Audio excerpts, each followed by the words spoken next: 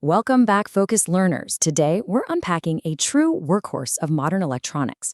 We're going to look right past the general theory and focus tightly on the technical details of a tiny but absolutely mighty NPN BJT's superhero. We are talking about the 2N2222. Okay, let's dive right into this.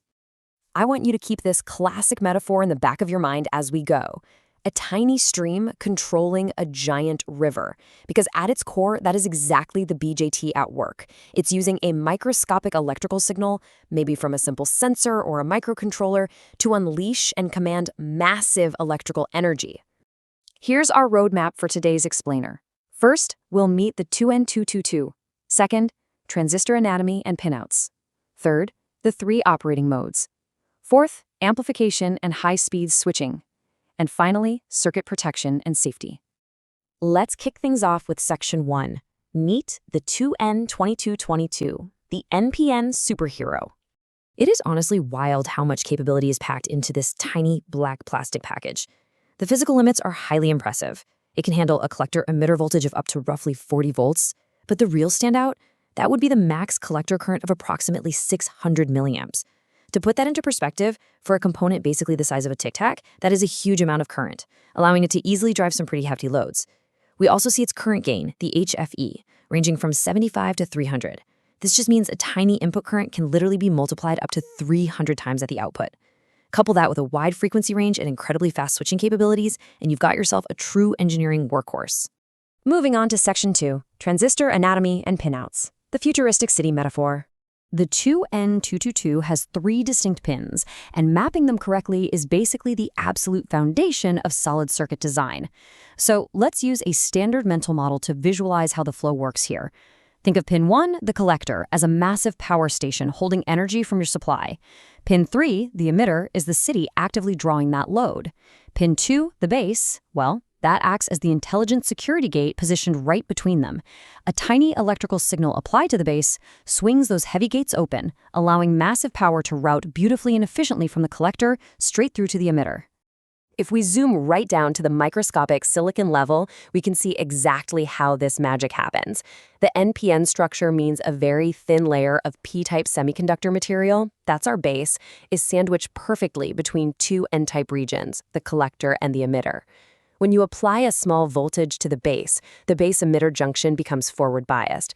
This chemical reaction essentially drops the barrier, letting millions of electrons rush straight through the transistor.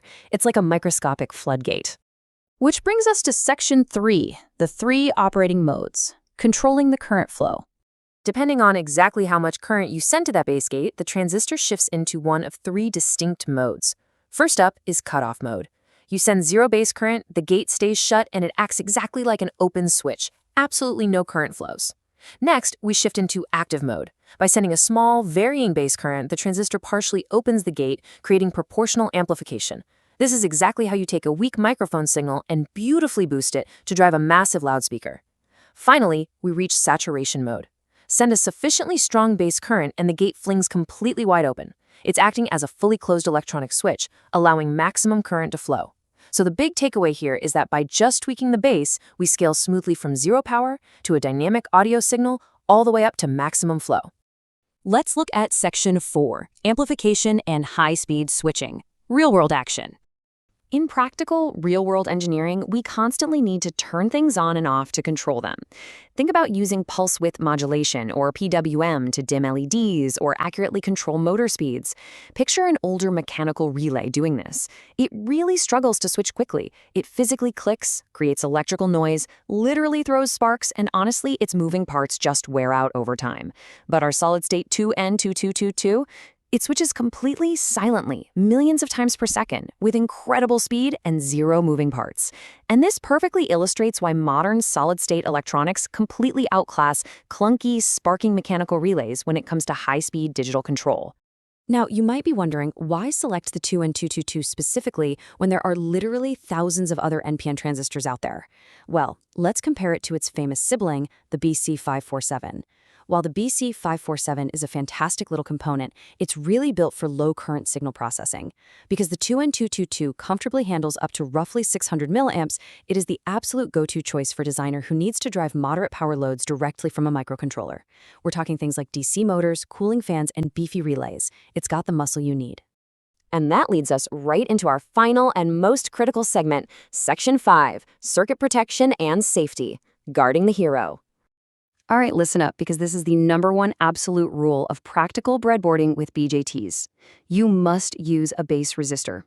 Think of this resistor as a dedicated security guard standing right outside the base terminal.